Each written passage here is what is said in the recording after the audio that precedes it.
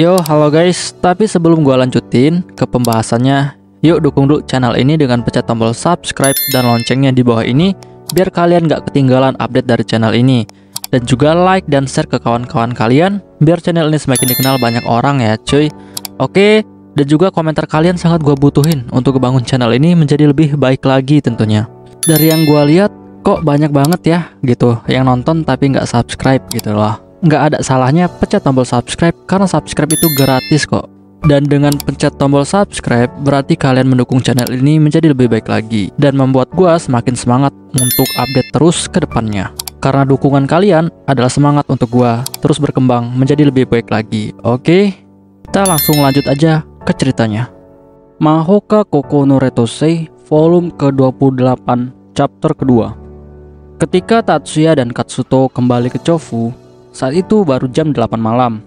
Tatsuya telah mendapatkan kembali kekuatan yang cukup untuk dapat bertarung saat terbang. Tetapi ia kembali dengan keluarga Jumonji dengan izin Katsuto tentu saja, agar tidak mengganggu agen penegak hukum. Miyuki menunggunya di rumah sakit.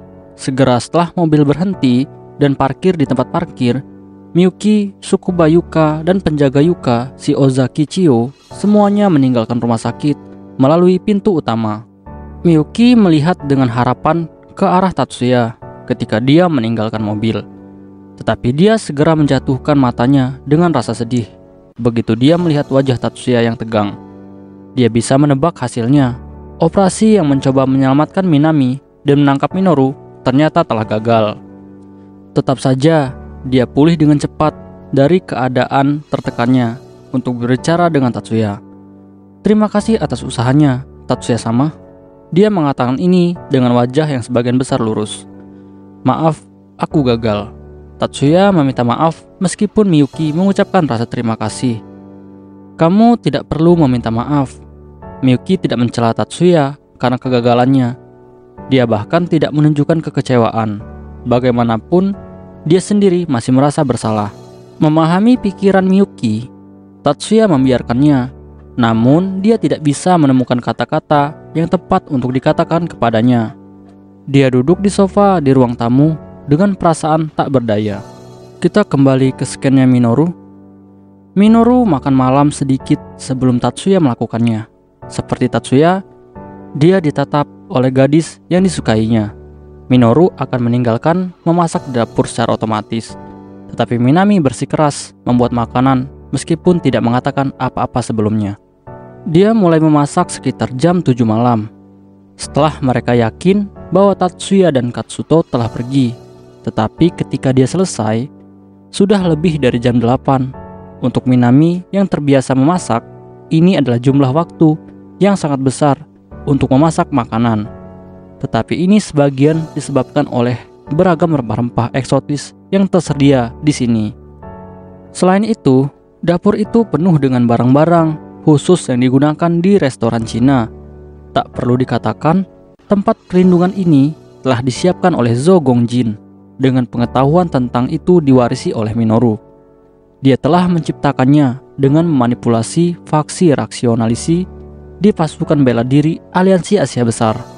Dengan memasang jimat sihir pada poin-poin penting dan memikat 16 penyihir yang diusir dari Aliansi Asia Besar, ia dapat menggunakan sihir tipe luar sistematik yang dipicu oleh kehidupan manusia untuk menciptakan sesuatu seperti dunia paralel. Rumah Minoru dan Minami saat ini dibangun di atas sebidang tanah yang dibuat dengan metode ini. Dan untuk melindungi kerahasiaan rumah, para pekerja yang telah membangun rumah juga menjadi bahan untuk memperkuat penghalang. Sebagai hasil dari semua pengorbanan ini, roh-roh yang melindungi tempat ini menjadi sangat kuat, sehingga Zhou Gongjin hanya perlu muncul di sini untuk menggantikan persediaan barang yang mudah rusak. Roh-roh itu lebih dari cukup kuat untuk melindungi daerah ini sendiri.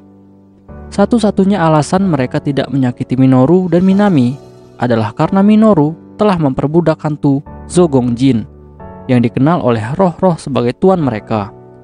Berkat ini, Minoru dapat menggunakan tempat berlindung yang tersembunyi dengan sangat baik sehingga dia tidak akan dapat mengaturnya sendiri. Minami menempatkan masakan ala Cina di meja makan rumah.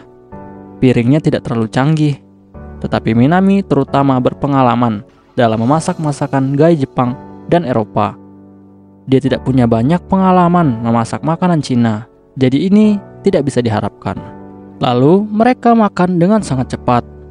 Akibatnya mereka selesai pada waktu yang hampir bersamaan.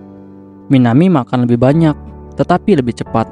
Sementara Minoru makan lebih sedikit, tapi lambat. Terima kasih atas makanannya. Maaf, itu sangat sederhana, jawab Minami. Jangan katakan itu, ini sangat lezat. Terima kasih. Pipi Minami memerah karena senyum Minoru yang berseri-seri. Apakah kamu ingin minum setelah makan? Pada awalnya, Minoru akan menolak pertanyaan Minami, tetapi berubah pikiran setelah berpikir itu tidak terlalu sopan. Aku pikir teh hitam akan menyenangkan. Baiklah, sesuai keinginanmu, kata Minami sambil bangkit untuk membuatnya. Tidak lama kemudian, Minami kembali dengan secangkir teh hitam. Dia tidak menggunakan gerobak kali ini. Dia malah membawa nampan dengan tangannya sendiri. Tidak butuh banyak waktu bagi Minami untuk menyiapkan teh, tetapi jeda itu cukup bagi Minoru untuk bersantai. Ini dia tehnya. Terima kasih Minami-san. Kamu harus duduk juga. Baiklah kalau begitu. Minami dengan patuh mengikuti instruksi dari Minoru dan duduk. Suasana tegang muncul di antara mereka, tetapi ketegangan Minoru kembali. Dia masih gugup berada di sekitar Minami, dan pada gilirannya, ketegangannya ditransmisikan ke Minami juga. Ada keheningan selama beberapa saat sebelum Minoru akhirnya berbicara. Minami-san, suaranya agak serak, tapi dia memanggilnya sendiri. Iya, ada apa? Suaranya sedikit bergetar dan dia salah bicara. Tetapi Minoru tidak memperhatikan itu. Dia saat ini tidak dalam keadaan baik untuk memperhatikan emosi halus dari pihak lain dalam percakapan ini. Jika Minami memperhatikannya, dia bisa melihat dia menahan napas. Minami-san, aku ingin kamu memberitahuku tentang perasaanmu yang sebenarnya. Minami menatap Minoru dengan wajah yang serius, tetapi sedikit agak pucat. Minoru mulai berbicara, tetapi tenggorokannya terasa kering. Dia buru-buru mengangkat cangkirnya ke mulutnya. Aku ingin Minami-san menjadi parasit untuk menyembuhkan tubuhmu Minami-san tanpa kehilangan sihirmu. Aku ingin kamu menjadi seperti aku. Wajah Minami masih pucat, dan dia tidak tahu harus berkata apa. Minami-san, aku tidak akan memaksamu untuk menerima ideku. Mungkin sudah terlambat untuk mengatakan ini setelah aku menculikmu. Tetapi aku tidak ingin memaksamu untuk melakukan ini. Aku berjanji bahwa aku akan mendengarkan keputusanmu. Aku percaya padamu. Setelah jeda, Minami menerima janji Minoru. Mata Minoru terbuka lebar. Dia tidak mengira dia begitu percaya kepadanya. Baiklah, terima kasih banyak. Respon Minami menenangkan Minoru, dan ia meminum sisa tehnya, kali ini tanpa tersedak. Minami-san, apa yang kamu inginkan? Apakah kamu ingin meninggalkan kemanusiaanmu untuk menjadi seorang penyihir? Atau kehilangan sihirmu untuk menjalani hidup sebagai manusia? Minami melihat ke bawah. Minoru tidak bisa melihat wajahnya karena poninya yang menggantung, dan dia bergegas untuk mengklarifikasi pernyataannya. Menjadi parasit tidak menghapus kepribadianmu. Aku jamin itu. Aku menemukan cara untuk menjadi parasit sambil mempertahankan diriku sendiri. Minami tetap diam dan terus melihat ke bawah. Minoru perlahan-lahan menjadi tidak sabar, ingin mendapatkan jawaban. Perlu dicatat bahwa Tatsuya-san kemungkinan besar benar ketika dia mengatakan bahwa tidak ada yang akan mengancam hidupmu. Jika kamu menyerah pada sihir, kamu bisa berhenti menjadi penyihir dan terus hidup sebagai orang biasa. Minoru memandang kepala gantung Minami dengan harapan dan kecemasan. Tolong beri aku waktu. Jawaban jelas Minami, atau lebih tepatnya, tidak adanya jawaban yang jelas. Begitukah? Minoru terkejut dengan jawabannya, dan dia tampak menyesal. Maaf, ini pertanyaan yang terlalu penting untuk diputuskan dengan cepat. Salah paham kejutan Minoru, Minami meminta maaf. Dia mengambil cangkir tehnya dan menghilang ke dapur, seolah dia sedang melarikan diri. Tidak seperti Minoru, Minami terus duduk membeku dengan kepala tertunduk, tidak akan menghentikannya. Kita kembali ke skennya Tatsuya. Tatsuya akhirnya bisa mendengarkan cerita rinci dari Miyuki tentang peristiwa yang terjadi di rumah sakit. Dia tidak perlu bertanya, Miyuki mengerti bahwa dia perlu tahu konteks apa yang sedang terjadi. Setelah dia selesai menangkapnya, dia masih harus melakukan beberapa hal. Pertama, ia harus mengirim kepala keluarga saat ini, Yosubamaya, tentang laporan terperinci tentang kejadian hari ini. Setelah itu, ia harus membaca laporan yang dikirim dari rumah utama yang merinci hasil pembelaan Pulau Miyaki dan Stellar Furnace. Tatsuya memutuskan untuk meninggalkan apa yang masih harus dia selesaikan untuk besok hari. Dia meninggalkan kamarnya dan pergi ke ruang makan untuk memuaskan dahaga sambil mengenakan pakaian tidurnya. Perasaan Miyuki memiliki prioritas lebih tinggi untuk Tatsuya daripada laporan ke rumah utama. Miyuki tampaknya telah kembali ke keadaan yang kurang lebih normal, tetapi Tatsuya dapat dengan jelas melihat bahwa itu hanyalah sedikit. Invasi Uni Soviet baru telah sementara dihentikan, dan tidak ada pemberitahuan bahwa penutupan ini telah dibatalkan. Karena itu, Tatsuya buka sepanjang hari besok tanpa ada kekhawatiran mendesak. Haruskah aku menghabiskan besok dengan Miyuki? Sambil merenungkan bagaimana sebaiknya dia menghibur Miyuki, dia mendengar pintu terbuka dengan tenang. Karena hanya ada 2 orang yang tinggal di apartemen ini, Tatsuya langsung tahu siapa itu. Oni-sama, Miyuki, kamu masih bangun? Tatsuya berusaha menjaga kata-katanya agar tidak memarahinya, tetapi ia mengajukan pertanyaan tak berguna yang sepertinya nyaris menuduh. Maafkan aku tidak bisa tidur sekarang. Miyuki datang ke kamar Tatsuya mengenakan gaun tidur di atas dasternya. Dia berbicara dengan nada dan suara yang sangat lembut, yang samar-samar tertekan dan sudah lelah. Pikiran dan tubuhnya jelas lelah, tetapi Tatsuya mengerti bahwa perasaannya tidak akan membuatnya tertidur. Mau bicara sedikit? Tatsuya mendekati Miyuki dan berhenti di pintu masuk ke ruang makan. Miyuki berdiri di samping meja dan dia berbicara ketika Tatsuya memasuki ruangan. Apa kamu tidak bisa tidur karena kamu khawatir tentang Minami? Tatsuya tidak mengatakan ini sebagai pertanyaan atau sebagai upaya untuk mengklarifikasi situasinya. Iya, aku masih khawatir.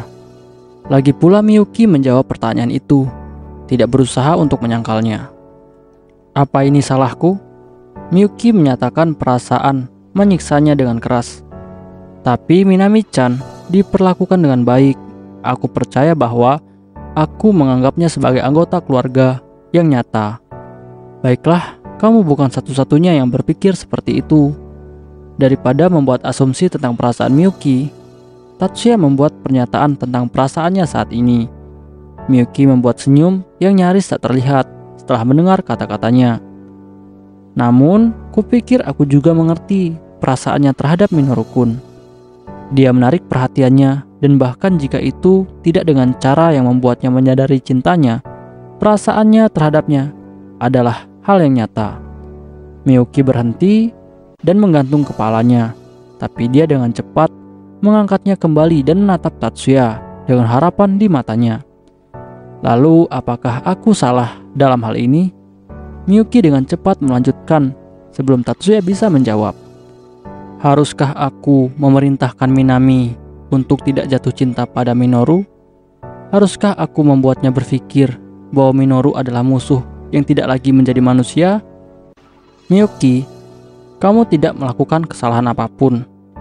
Tatsuya tidak menegur Miyuki karena tidak melakukan apa yang dia sarankan. Perasaan datang dari hati, meskipun ada pengecualian di mana nilai naik seiring waktu. Ini sebagian besar dilakukan tanpa pengaruh dari orang lain. Semakin banyak rintangan, semakin kuat cinta akan terangsang. Seperti itu memang. Miyuki sedikit terkikik mendengar ini.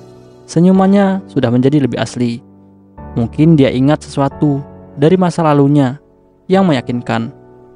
Ternyata pikiran Tatsuya akurat. Ketika cinta Miyuki untuk Tatsuya pertama kali berkembang, ada hambatan besar dalam hubungan darah mereka. Tetapi Miyuki tidak bisa melepaskan cintanya. Situasi saat ini di mana mereka berbohong tentang hubungan darah mereka dan menjadi pengantin adalah keajaiban bahwa Miyuki tidak lagi harus menyembunyikan perasaannya. Tetapi bahkan jika ini tidak terjadi, jika dia dipaksa untuk menikahi pria lain, Miyuki tidak akan pernah melepaskan perasaannya terhadap Tatsuya. Dia akan selalu memegang mereka di dalam hatinya. Tapi apakah ini berarti Miyuki-chan jatuh cinta pada Minoru dan lebih suka dia daripada kita? Miyuki percaya bahwa perasaan Minami untuk Minoru belum berkembang sejauh ini. Dia tidak memperhatikan kapan itu akan terjadi, tapi sudah terlambat untuk saat ini. Haruskah dia melarang Minami dari ini sebelumnya? Miyuki memikirkan tindakannya dengan penyesalan yang tulus dan mendalam. Apakah aku terlalu lembut dan sabar? Miyuki bertanya kepada Tatsuya. Bagaimana perasaannya tentang perlakuan terhadap Miyuki?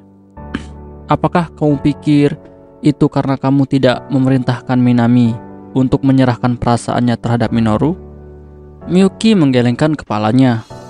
Apakah aku harus menargetkan Minoru-kun dengan Kokyutus? Pertanyaan Miyuki pada dasarnya bertanya, apakah ia seharusnya membunuh Minoru atau tidak? Meskipun Kokyutus Miyuki tidak harus membunuh seseorang, itu secara permanen menghentikan aktivasi pikirannya. Siapapun yang terkena sihir ini tidak akan pernah lagi untuk hidup. Jika aku berada dalam situasi yang sama dengan teknik untuk membunuh parasite, aku pasti akan membunuh Minoru. Tatsuya tidak akan membiarkan dirinya goyah dalam situasi itu. Tapi sebelum itu, aku akan memperingatinya. Tidak sepertimu yang menawarkan dia kesempatan untuk melarikan diri. Aku sarankan dia untuk menyerah. Tatapan Miyuki yang goyah sejenak kembali bergetar setelah mendengar apa yang akan dilakukan oleh Tatsuya. Dia mungkin merasa bersalah bahwa alih-alih menangkap Minoru, dia menawarkan untuk membiarkannya melarikan diri. Jadi pada akhirnya, aku akan menghadapi situasi yang sama persis dengan yang kamu lakukan, Miyuki. Baiklah, aku mengerti. Tatapan Miyuki kehilangan intensitasnya, dan dia menundukkan kepalanya. Mungkin dia terhibur oleh kenyataan bahwa bahkan Tatsuya akan berakhir dengan dilema yang sama dalam situasinya. Tatsuya belum selesai berbicara meskipun rasa bersalah Miyuki agak berkurang. Miyuki menatap dengan penuh semangat. Kecemasan terlihat di matanya. Dia takut dengan apa yang akan dikatakan oleh Tatsuya selanjutnya. Tetapi dia tidak akan bisa lepas dari apa yang akan dikatakannya. Jika aku ada di sana pada saat itu, aku akan menghentikanmu. Sama seperti Minami. Miyuki, aku tidak bisa membiarkanmu untuk membunuh seseorang. Tatsuya mengatakan ini dengan suara yang sangat lembut. Matanya masih lebar. Miyuki perlahan menutup mulutnya dengan tangannya. Minami membela Minoru, menutupi punggungnya. Seperti dia, aku akan menghentikanmu dengan punggungku. Perasaanku terhadap Minoru dan Minami untuknya berbeda. Tetapi aku pikir alasan kami untuk menghentikanmu adalah sama. Untuk tidak membiarkanmu menjadi seorang pembunuh. Aku tidak ingin kamu menderita dari kenyataan bahwa kamu harus mengangkat tanganmu ke arah seseorang yang kamu kenal dengan baik. Dengan kata lain, kehidupan seorang musuh atau orang yang acak tidak sama dengan kehidupan seorang teman. Ketika berpikir tentang keadilan dan humanisme, di mana setiap orang setara, ini adalah pernyataan yang keterlaluan. Tapi itu benar, pikir Miyuki. Miyuki tahu bahwa itu benar ketika dia merasakannya sendiri. Kamu mungkin telah membuat kesalahan ketika melihat keputusanmu sebagai kepala keluarga Yasuba selanjutnya. Tapi Miyuki, Tatsuya menatap mata Miyuki sebelum menyelesaikan pernyataannya. Ya, ada apa? Miyuki menurunkan tangannya dan menanggapi permohonan Tatsuya. Bagiku keputusanmu bukanlah kesalahan. Kamu tidak salah. Itulah yang kurasakan. Miyuki menutup mulutnya dengan tangannya. Kali ini dengan gerakan yang tajam, air matanya mengalir dari matanya. Tatsuya bangkit dan berjalan ke Miyuki. Miyuki memeluk Tatsuya, dan Tatsuya memeluk Miyuki, menekannya ke dadanya. Miyuki memendamkan wajahnya di dada Tatsuya, dan mulai menangis. Selasa, 9 Juli dini hari. Ketika Miyuki bangun, dia mendapati bahwa kebebasan bergeraknya telah terbatas. Dia tidak terikat. Dia tidak memiliki pengalaman untuk diikat. Tetapi dia tahu itu bukan sesuatu seperti itu. Rasanya lebih seperti dia dikurung di kandang yang sangat sempit. Meskipun demikian, dia tidak merasakan bahaya. Posisinya terasa nyaman dan menyenangkan. Bahkan jika dia diculik, yang tidak mungkin, dengan Tatsuya di rumah yang sama dengan dia puas dengan perasaannya saat ini. Rasanya akrab, hampir seperti dipeluk erat oleh ibunya. Dia mulai tertidur kembali. Tetapi ketika dia hampir jatuh kembali ke dalam mimpi, cengkramannya tiba-tiba melemah. "Ah, tidak, jangan biarkan aku pergi." Miyuki dikejutkan oleh suara batinnya, yang sepertinya menikmati penderitaan karena perlakuan kejam atau jebakan. Keterkejutan dan kegugupannya menyentakkannya, dan dia duduk tegak. Apapun yang menahannya tidak menghentikannya untuk bangkit. Miyuki buru-buru berbalik untuk melihat apa yang telah menahannya. "Selamat pagi." Tatsuya berbaring di sebelahnya, di ranjang yang sama dengan dia. Dengan panik, dia berbalik ke arah Tatsuya dan mendengar dia bangkit dari tempat tidur. Dia menyadari bahwa dia belum menjawab salam paginya, tetapi dia jauh dari keadaan pikiran di mana dia akan dapat memberikan jawaban yang normal. Benar-benar bingung, dia menatap tubuhnya. Bajunya sedikit kusut, tetapi ikat pinggangnya belum diikat, dan atasnya masih dikancing. Miyuki menghela nafas, tapi itu bukan kelegaan. Lebih tepatnya, itu adalah kekecewaan. Ini hanya memperburuk rasa malunya, dan wajahnya memerah karena malu. "Apakah tidurmu nyenyak?" Suara Tatsuya datang dari atas dan belakangnya. Dia sudah berdiri di sisi lain tempat tidur. Miyuki mengatur nafas dan berdiri, dan dia berbalik menghadap Tatsuya.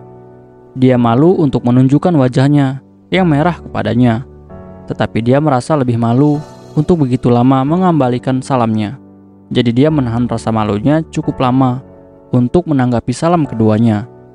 Namun setelah sapaannya, dia menundukkan kepalanya dengan rasa malu. Tidak ingin mengangkat kepalanya, sementara wajahnya tersembunyi di rambutnya.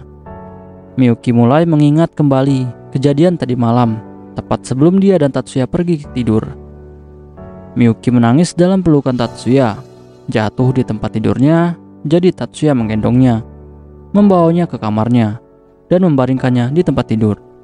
Setelah dia melakukan ini, Miyuki bangun, meraih tangan Tatsuya, dan memohon padanya untuk tidak meninggalkannya sendirian. Akibatnya, dia dan Tatsuya tidur bersama.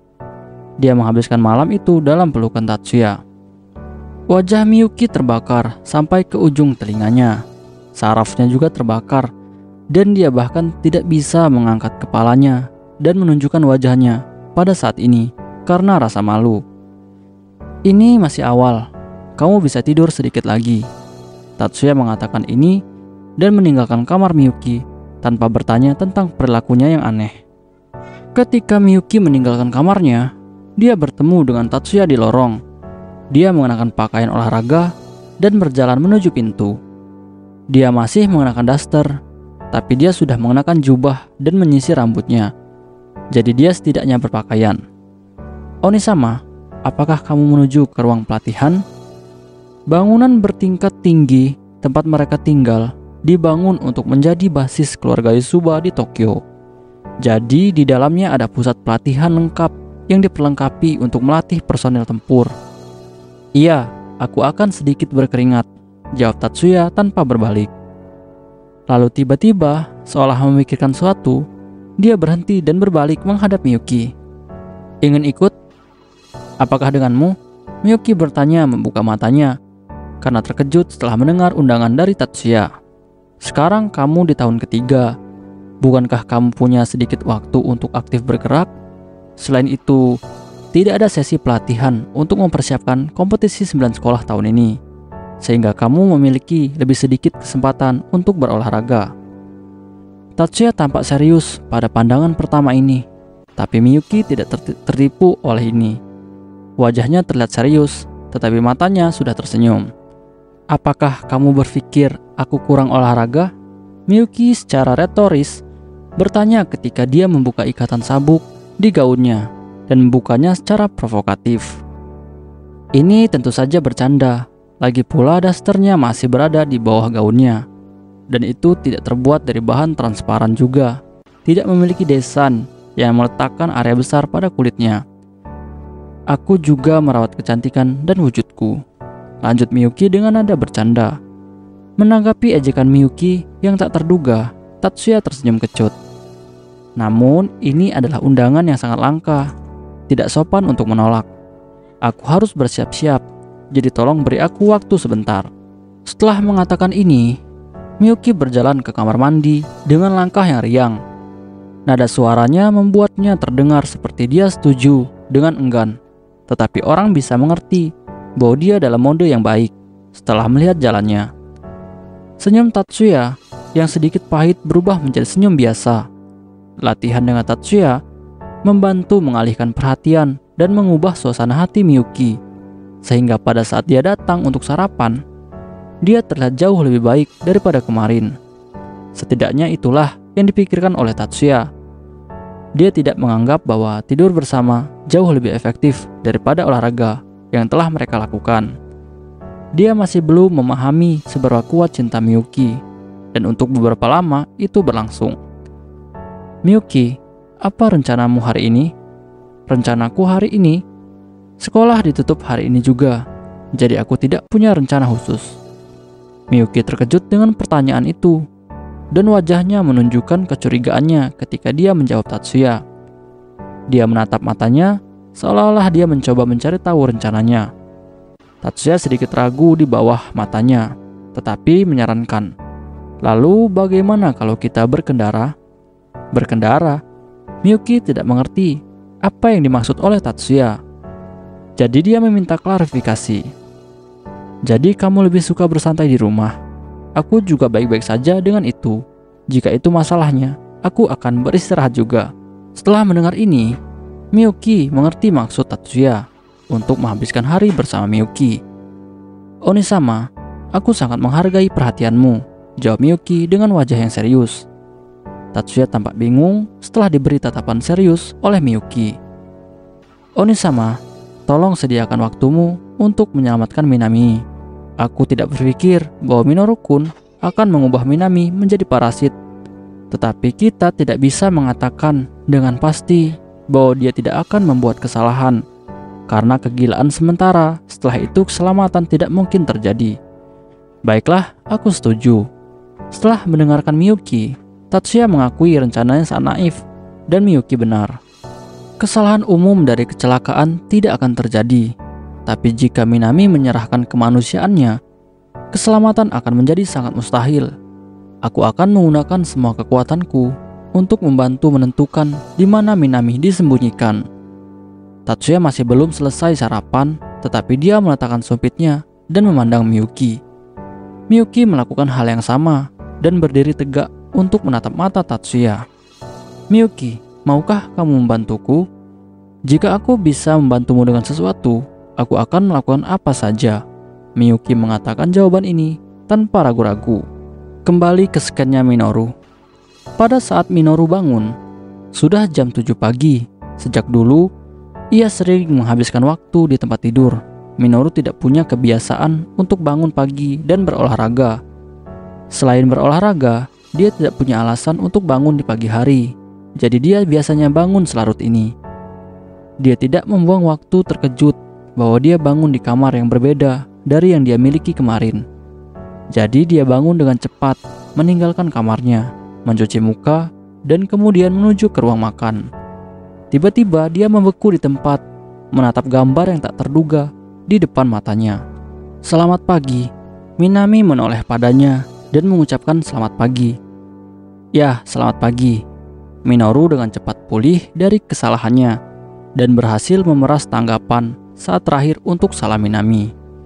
Minoru tidak melupakan kehadiran Minami. Dia sudah memikirkannya berkali-kali pagi ini. Namun dia tidak mengira akan melihatnya memakai celemek.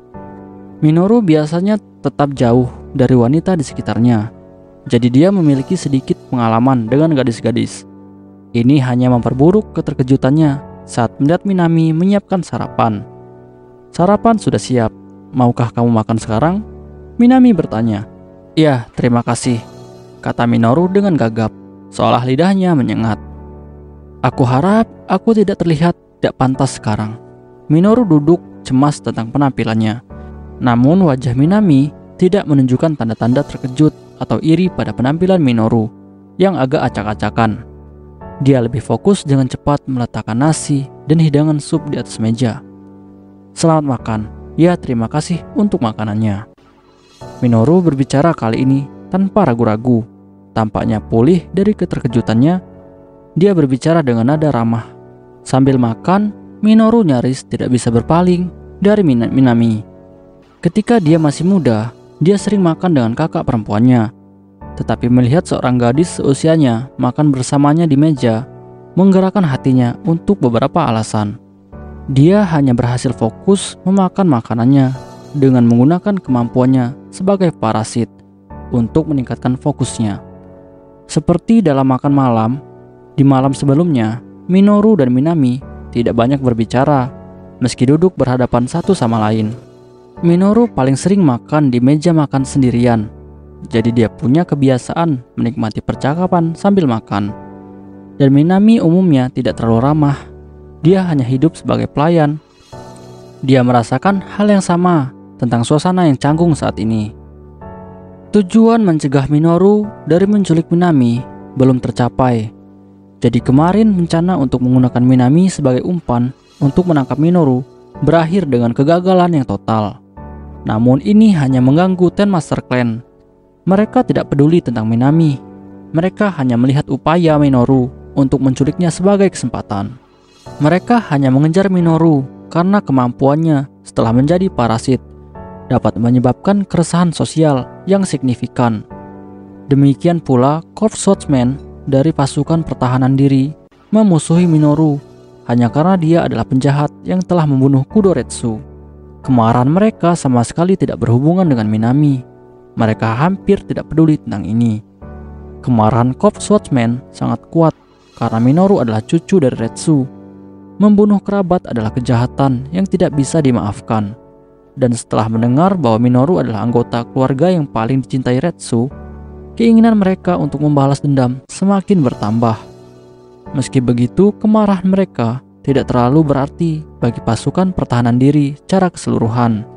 Dan mereka hanya memberikan lampu hijau untuk mengirim pasukan pengejaran di Minoru karena bahayanya kepada publik. Motif mereka sama dengan motif dari Ten Master Clan. Mereka menargetkan dia karena mereka menilai dia sebagai ancaman bagi seluruh negara daripada karena kepentingan pribadi. Karena Ten Master Clan atau pasukan bela diri tidak peduli dengan Minami, mereka tidak akan berhenti menargetkan dia hanya karena satu rencana yang gagal. 9 Juli, pukul 8 pagi, satu peleton infanteri penyerang bersiaga di kaki Gunung Fuji. Hanya setelah menerima petunjuk tentang lokasi Minoru dari Ten Master Clan, Chiba Naotsugu dan Watanabe Mari terpilih sebagai peserta dalam operasi untuk menangkap Kudo Minoru, meskipun masih hanya siswa Akademi Pertahanan. Mereka saat ini duduk di ruang konferensi di sebuah pertemuan yang mendesak. 9 Juli pukul 8.30 pagi, waktu yang ditentukan. Pintu belakang ruang konferensi terbuka dan komandan peleton muncul. Naotsugu dan Mari berdiri bersama para prajurit lainnya dan memberi hormat kepada komandan. Komandan duduk di belakang dan setelah perkenalan singkat membahas topik utama. Kami telah mendapatkan lokasi Kudo Minoru dari Jumonji Katsutodono. Naotsugu dan Mari mendengar bisikan di sekitar mereka. Pasukan mereka disebut dengan Corps Swordsman karena unit itu terbuat dari penyihir yang menggunakan kenjutsu atau jutsu pedang. Keterampilan sihir dimasukkan ke dalam pertempuran jarak dekat. Karena regu ini terbuat dari penyihir, semua orang di regu secara alami tahu nama masing-masing kepala Ten Master Clan. Selain itu, mereka belajar Kenjutsu dari keluarga Chiba. Itulah sebabnya Naotsugu dan Mari ditugaskan dalam operasi ini, meskipun hanya memiliki rasa hormat yang umum terhadap Kudoretsu. Kemarin, Kudo Minoru muncul di Chofu. Dia terakhir terlihat di jalan di lautan pohon. Setelah mendengar ini, para prajurit semakin marah dan suara mereka bertambah. Mereka tidak marah karena kebanggaan bernoda mereka. Peleton infanteri penyerang ini tidak terletak di wilayah ini untuk mencegah invasi ke Tokyo, melainkan untuk dengan cepat memobilisasi setelah menerima petunjuk tentang keberadaan Minoru. Selain itu, informasi yang terakhir mereka terima tentang Minoru adalah bahwa dia diduga masih bersembunyi di sebelah barat distrik Tokai. Jadi mereka tidak perlu malu karena Minoru muncul di sebelah timur mereka dan menyelinap melewati mereka. Namun, kebanggaan mereka masih ternoda dari kenyataan bahwa mereka membiarkan Minoru memasuki ibu kota tepat di bawah hidung mereka. Mereka tidak yakin dengan alasan bahwa mereka memiliki tujuan yang berbeda. Lokasi yang diduga sebagai tempat berlindungnya juga berkontribusi pada saraf para prajurit. Lautan pohon terletak tepat di sebelah tempat pelatihan Fuji Timur. Minoru tampaknya tidak peduli sama sekali dengan bahwa Corps Swordsman mengejarnya. Dia mungkin bahkan tidak tahu bahwa unit ini sedang mencarinya. Tetapi ini tidak benar-benar membantu kebanggaan mereka. Sekarang mereka memiliki perasaan yang tak terhindarkan bahwa dia tidak mungkin membuat kita berarti apa-apa. Jumonji Dono tidak memberikan kesimpulan yang pasti bahwa Kudo Minoru bersembunyi di lautan pohon. Tetapi berdasarkan data yang kami peroleh, probabilitas bahwa ia berada di sana cukup tinggi. Mendengar ini, para prajurit benar-benar berhenti berbisik. Semua orang memberi komandan perhatian mereka. Hari ini jam 9.30, kita akan memulai pencarian di lautan pohon. Pada saat kami mulai, setiap peserta harus mengetahui bidang tanggung jawab mereka serta prosedur pencarian. Itu saja. Mata para prajurit menyala pada perkembangan ini dalam pencarian. Pada waktu yang hampir bersamaan, saat ini terjadi di barat Tokyo. Ada perkembangan besar di Laut Timur Kanto. Kepala induk USNA Independency seharusnya meninggalkan pelabuhan Yokosuka untuk pulang. Tetapi sebaliknya kembali ke Boso. Sesuai dengan aliansi militer AS Jepang, mereka bergabung dalam pertempuran melawan invasi Uni Soviet baru. Setidaknya ini adalah poin utama dari pesan yang dibawa ke pemerintah Jepang. Tawaran mereka untuk mendukung untuk memenuhi kewajiban mereka sebagai bagian dari aliansi itu tidak salah. Tetapi kegagalan mereka untuk mengungkapkan maksud yang sama pada hari sebelumnya, pemerintah bahkan menimbulkan keraguan tentang keseriusan tawaran bantuan ini. Tetapi hal terpenting yang harus dihindari selama perang adalah isolasi. Alasan untuk pemikiran ini adalah serangan keterlaluan terhadap Pulau Miyaki oleh kapal yang berafiliasi dengan Angkatan Laut USNA. Ada beberapa kekuatan pertahanan diri yang percaya bahwa USNA harus dipaksa untuk meminta maaf di depan umum atas serangan terhadap Pulau Miyaki. Tetapi hanya sebagian kecil dari pasukan pertahanan diri berpendapat bahwa permintaan maaf sudah cukup.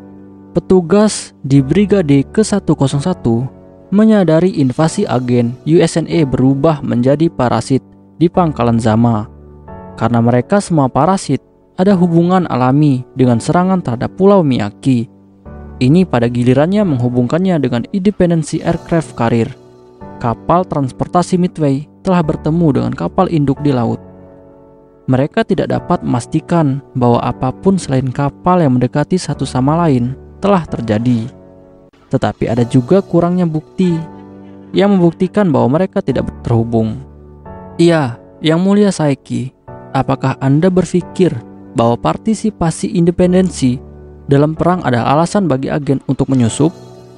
Di kamar Komandan Brigade ke-101, yaitu Letnan Kolonel Kazama, berdiri di depan meja Mayor Jenderal Saeki dengan tatapan yang bingung. Kazama telah mengutarakan komentarnya sebagai pertanyaan, tapi itu retoris. Jawaban sudah diketahui. dan dia hanya mengutarakannya sebagai pertanyaan karena sudah biasa ketika menanyakan informasi dari perwira senior. Mereka akan bertindak sebagai bala bantuan, bahkan jika mereka tidak melepaskan tembakan, mereka masih akan menekan Uni Soviet baru, jawab Saeki. Tapi bukan itu saja kan? Kazama bertanya. Sekali lagi dia tahu jawabannya, tetapi mengutarakannya sebagai pertanyaan. Iya, itu benar. Saeki mengangguk dan menghela nafas. Serangan ke wilayah kami tidak pernah bisa diterima, bahkan jika itu adalah pulau terpencil. Namun, Saeki ragu setelah mengatakan ini. Namun apa? Kazama mendesak Saeki untuk melanjutkan sejak pidatonya berakhir. Sulit untuk menyangkal bahwa kita memiliki elemen yang merangsang USNA. Baru-baru ini perilakunya terlalu banyak bahkan dari sudut pandangku. Maksudmu, apakah itu petugas khusus, yaitu Tatsuya?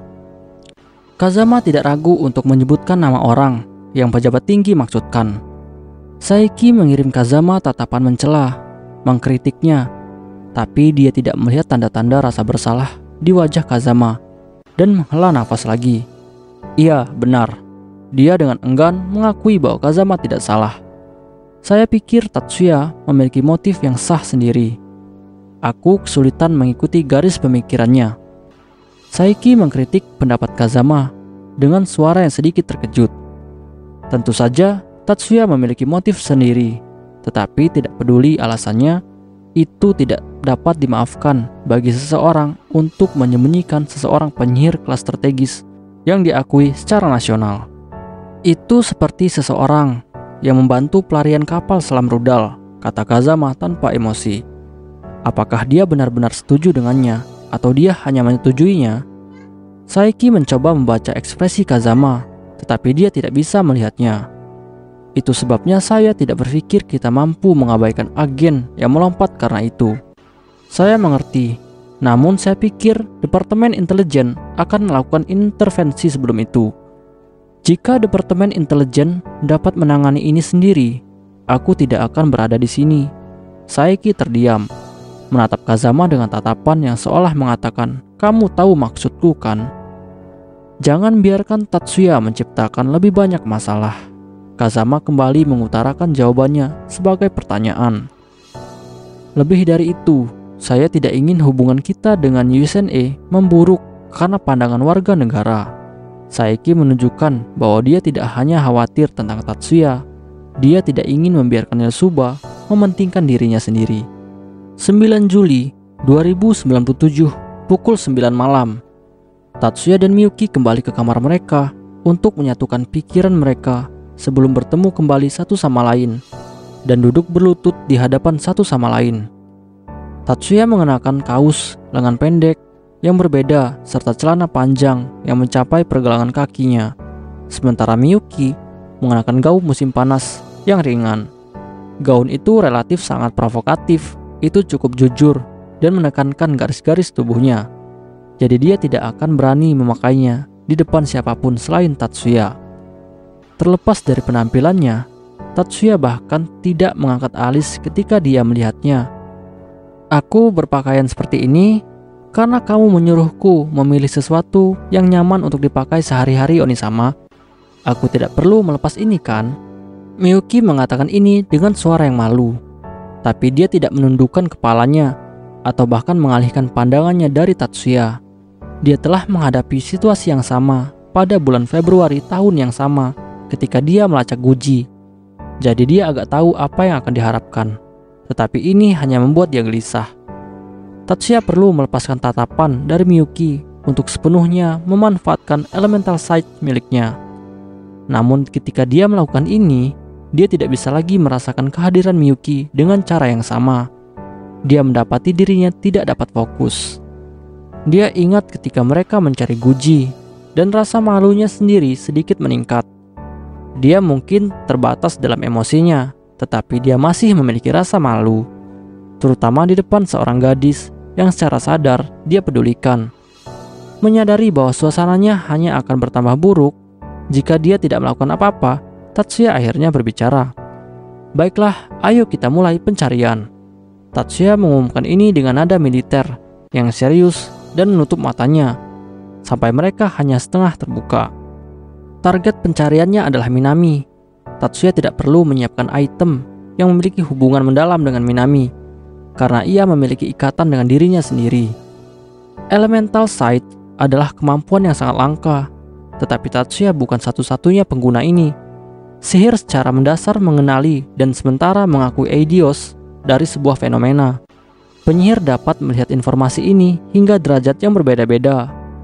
Jika seseorang penyihir meningkatkan kemampuan mereka untuk memahami informasi, mereka bisa mendapatkan Elemental Sight.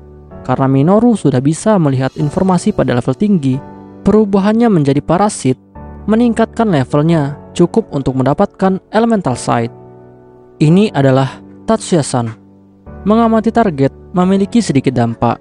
Demikian pula dengan bagaimana radar sedikit mempengaruhi lingkungan melalui gelombang radio yang dilepaskan. Mengamati target melalui dimensi informasi sedikit mengubah informasi. Namun tidak seperti radar, pengamatan melalui dimensi informasi hanya menambah informasi bahwa target sedang diamati, tidak benar-benar menggunakan gelombang. Perubahannya sangat kecil, tapi karena Minoru juga pengguna Elemental Sight, dia bisa mendeteksi perubahan itu. Pada saat Minoru mendeteksinya, tatapan Tatsuya sudah mendekati Minami. Minoru tidak mengetahui hal ini, tetapi ia secara otomatis mengalihkan pandangannya ke Minami secara refleks dan menyadari bahwa Tatsuya sedang berusaha menemukan lokasi Minami. Gawat, ini sungguh buruk. Tatsuya berhasil menemukan Minami pada saat yang hampir bersamaan ketika Minoru memperhatikan pencariannya. Perbedaan waktu antara kedua peristiwa itu kurang dari sedetik. Tetapi Tatsuya sudah melihat jauh ke dalam Minami dalam jumlah waktu tertentu.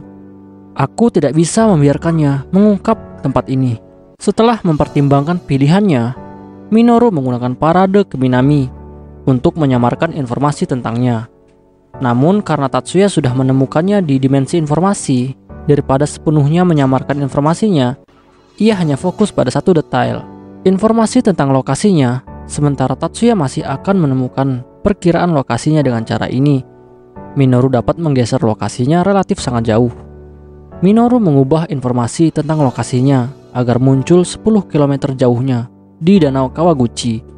Pada saat yang sama, Minoru merasakan tatapan Tatsuya bergeser dari lokasinya ke lautan pohon. Parade setidaknya untuk sementara waktu mencegah Tatsuya menemukan Minoru, namun Minoru tidak merasa lega dengan hal ini. Minoru hanya memalsukan lokasi Minami. Tatsuya masih melihat badan informasi Minami. Masih terlalu dini untuk bersantai, gumam Minoru, memperingatkan dirinya sendiri. Apakah Minoru menggunakan parade? Tatsuya menyadari hal ini ketika penglihatannya bergeser dari lokasi Minami. Apakah Minoru-kun mencoba menghentikanmu? Miyuki bertanya. Mendengar gumaman Tatsuya, Miyuki secara otomatis mengajukan pertanyaan kepadanya. Iya, dia mencoba menghentikanku. Minoru saat ini keliru dalam dua hal. Kesalahan pertamanya adalah mengasumsikan bahwa Elemental Sight-nya sama dengan Tatsuya. Elemental Sight adalah istilah luas untuk menggambarkan seseorang yang dapat melihat ke dalam dimensi informasi. Sifat penglihatan orang bisa sangat berbeda. Misalnya, Minoru sangat keterampil dalam persepsi pasif. Ketika dia berada di Ikoma, Minoru mendeteksi bentrokan antara Tatsuya dan Bezobrazov yang terjadi di Izu. Di sisi lain, Tatsuya harus secara sadar fokus untuk mendeteksi sihir. Tetapi ketika dia fokus, dia bisa mendapatkan jauh lebih detail, bahkan sampai pada titik melawan berlalunya waktu dan melihat log perubahan di eidos. Minoru cukup ahli dalam sihir sensorik. Parade bekerja dengan mengganti informasi tentang target untuk membodohi perasaan lawan. Karena hal ini, Elemental Sight Minoru bermanifestasi sebagai keterampilan deteksi pasif. Demikian pula, restorasi Tatsuya bekerja dengan mengembalikan eidos ke suatu titik, berlawanan dengan aliran waktu. Akibatnya, Elemental Sight Tatsuya memungkinkannya untuk membaca perubahan eidos. Dengan kata lain, Elemental Sight memanifestkan secara berbeda berdasarkan skill dari penyihir yang menggunakannya. Elemental Sight adalah tingkat tertinggi dari kemampuan penyihir untuk mengenali eidos, tetapi bervariasi untuk setiap penyihir. Namun Minoru sulit disalahkan karena tidak menyadari kesalahan ini. Elemental Sight adalah kemampuan yang sangat langka karena hanya sejumlah kecil penyihir yang mengembangkan kemampuan persepsi mereka cukup. Minoru tidak pernah memiliki kesempatan untuk membandingkan kemampuan persepsinya dengan orang lain. Jadi masuk akal baginya untuk menganggap kemampuannya sama dengan orang lain. Minoru tidak begitu polos tentang kesalahannya. Yang kedua dan lebih signifikan, kesalahan ini adalah ia salah mengambil tujuan Tatsuya dalam memisahkan pandangannya. Tatsuya tahu betapa sulitnya mendeteksi secara langsung urutan sihir parade. Pengalaman pribadinya telah memaksa dia untuk belajar. Jadi dengan perhitungan hambatan masa lalunya untuk menghindari kegagalan berulang di masa lalu, ia mencari jejak informasi yang ditutupi oleh urutan parade daripada urutan itu sendiri.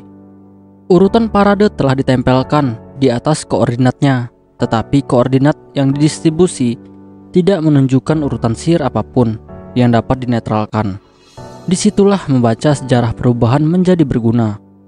Informasi bahwa sesuatu berubah tidak hanya terletak di Eidos yang sebenarnya, itu juga dapat ditemukan pada yang disajikan oleh parade di lokasi yang salah. Dengan menganalisa sejarah perubahan, Tatsuya mampu mencari informasi tentang urutan sihir parade. Tatsuya memperoleh informasi yang diperlukan secara tidak langsung berdasarkan perubahan yang dilakukan oleh urutan sihir. Apa itu tadi? Minoru tersentak setelah merasakan tekanan yang mendadak. Dia menyadari bahwa tekanan yang baru saja dia rasakan bukanlah tekanan fisik. Itu tidak mempengaruhi tubuh fisiknya, tetapi dia merasakan perasaan penindasan yang kuat dalam benaknya. Kemudian tekanan memukulnya lagi. Dia tidak berteriak kali ini, karena dia siap untuk serangan kedua. Dia menemukan bahwa sihirnya tidak terganggu. Dia khawatir bahwa dia secara sengaja melepaskan sihir itu dalam keterkejutannya. Parade masih berfungsi dalam arti bahwa itu belum dibatalkan. Namun, Minoru dapat dengan jelas melihat bahwa itu bisa pecah kapan saja. Urutan sihir menjadi rapuh, seolah-olah telah terkikis. Urutan sihir membubarkan jika penyihir mengendalikan mereka, menghentikan mereka. Tetapi Minoru tidak merasa seperti dia kehilangan kendali. Dan urutan itu masih ada. Itu tidak sepenuhnya bubar seperti seharusnya jika dia melepaskan kendalinya. Ketika dia jatuh dalam kebingungan, Minoru bertanya pada dirinya sendiri dan menuangkan kekuatan sihirnya kembali ke parade. Alih-alih mendukung mantra yang ada, ia meletakkan mantra yang sama di atasnya. Secara umum menulis ulang sihir dengan yang lain adalah pilihan yang buruk, karena setiap penulisan ulang membutuhkan lebih banyak kekuatan intervensi untuk memiliki efek. Minoru menulis ulang urutan sihir lama yang berada di ambang kehancuran, dengan yang baru menutupi informasi tentang lokasi Eidos. Mendapatkan kembali kekuatannya dan Minoru menghela nafas lega. Namun tiba-tiba itu terjadi lagi. Tekanan meningkat untuk ketiga kalinya. Kali ini lebih kuat dari yang kedua. Alih-alih memeriksa keadaan urutan sihir parade, Minoru segera menulis ulang. Apakah ini serangan Tatsuya? Minoru hanya bisa memikirkan satu sebab ketika dia memastikan urutan parade baru menciptakan efek yang diperlukan. Semakin dan semakin sulit saat ini terjadi. Minoru membela terhadap serangan kedua Tatsuya pada urutan sihir paradenya. Dia menganggap itu bertahan, tetapi itu benar-benar hanya mengambil serangan dan kemudian menulis ulang urutannya. Dia melelahkan dirinya baik secara fisik maupun mental dengan harus mengaktifkan kembali sihirnya berulang kali. Dan serangan oleh Tatsuya mengambil korban mereka. Ada baiknya aku pergi keluar. Dia menertawakan keadaannya yang menyedihkan. Bagus sekali Minami-san tidak perlu melihatku seperti ini. Mengakhiri dengan pemikiran itu dengan lancar, Minoru meletakkan tangan di lututnya dan berdiri. Aku belum menyerah, Tatsuya-san. Tidak bisa terus begini selamanya. Minoru membuat resolusi untuk terus berjalan sampai Tatsuya kelelahan. Minoru tidak memiliki bukti langsung yang mendukung kedua bagian dari pernyataan itu. Dia tidak bisa memastikan bahwa serangan itu dari Tatsuya atau bahwa Tatsuya akan kehabisan kekuatan sihir. Aku tidak bisa kehilangan. Aku masih belum menerima jawaban Minami. Jika aku menyerah di sini, semua akan menjadi tidak berarti. Ketika dia memikirkan hal ini, bayangan kakeknya, yaitu Kudoretsu, yang telah dia bunuh, muncul di benaknya. Berjuang melawan penyesalannya, Minoru mengisi kesadarannya dengan semangat juangnya. Aku tidak bisa kalah di sini.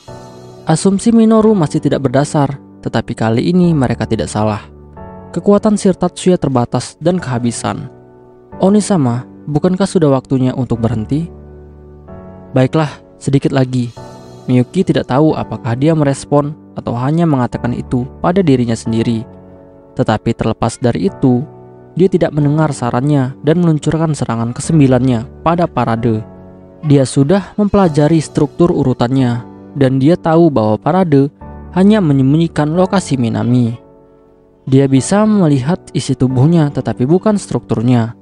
Langkah pertamanya adalah membaca jejak sihir yang digunakan untuk menimpa lokasi. Setelah itu, ia harus menganalisis jejak sihir yang direkam dalam dimensi informasi dan membuat asumsi tentang proses yang terkandung dalam sihir itu. Itu mirip dengan merancang sihir, tapi sekarang daripada menciptakan sesuatu sendiri, dia harus mencari tahu apa yang telah dibuat oleh orang lain. Melakukan pukulan telak, hit ini tidak ada bandingnya dengan yang di masa lalu. Dia berteriak kesakitan dan jatuh berlutut. Parade telah rusak. Mantra yang menyembunyikan lokasi Minami telah retak. Aku masih bisa. Aku masih bisa. Minoru secara mental meneriaki dirinya sendiri dari kelemahannya saat ini. Sedikit lagi, dan sedikit lagi. Tatsuya menyadari bahwa dia telah menembus parade. Tapi sama seperti terakhir kalinya. Di sisi lain, dia tahu dia telah mencapai batasnya dan dengan dingin menunjukkannya. Kondisi tubuhnya saat ini disebabkan oleh napasnya yang terbatas saat ia memusatkan pikiran sepenuhnya pada pencarian. Jika dia berhenti fokus pada pencarian, tubuhnya akan cepat pulih dan tidak ada yang mengancam hidupnya. Tetapi penggunaan sihirnya yang berlebihan mungkin meninggalkan efek abadi pada alam bawah sadarnya.